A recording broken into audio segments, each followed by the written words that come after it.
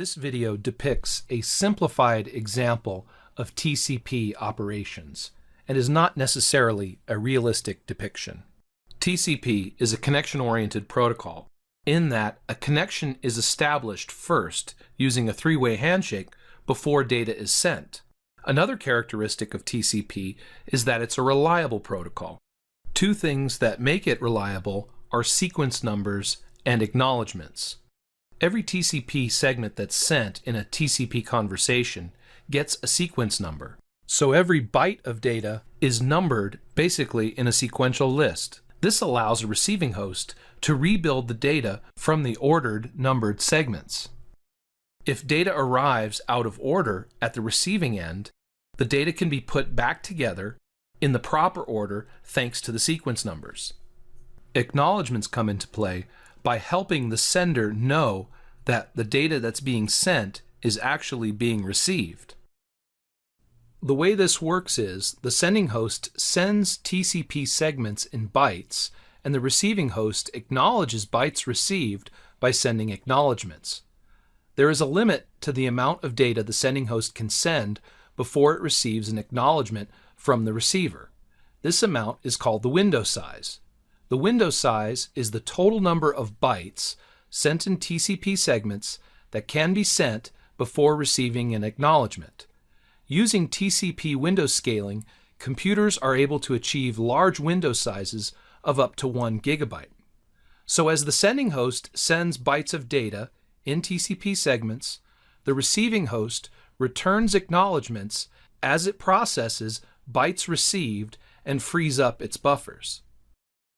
We can see this depicted in this graphic. Let's start by reading the message from the sending host here. Start with byte number 1, I am sending 10 bytes. In this scenario, the 10 bytes is the window size. In reality, the window size would be a lot larger than 10 bytes, since today window sizes are typically 16 megabytes or larger.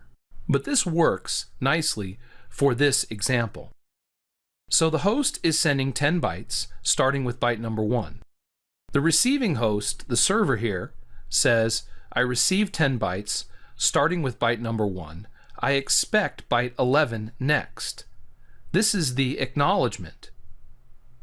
The server acknowledges it received the 10 bytes and now is expecting number 11. If we look down here, we can see that in this segment, starting with sequence number 1, 10 bytes have been sent. The receiver sends an ACK 11. Starting with 1, 10 bytes were sent, so the next sequence number it's expecting is an 11. This acknowledgement is sent back to the originating host. Now the originating host sends 10 more bytes, starting with sequence number 11. If we were to ask ourselves what would be the next ACK that the server would send back to the originating host, we would have to ask ourselves, what's the last sequence number sent?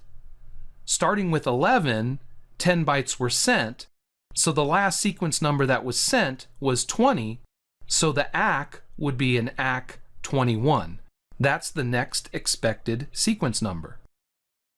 You can see how sequence numbers and acknowledgments, including the window size, make TCP a very orderly and reliable protocol.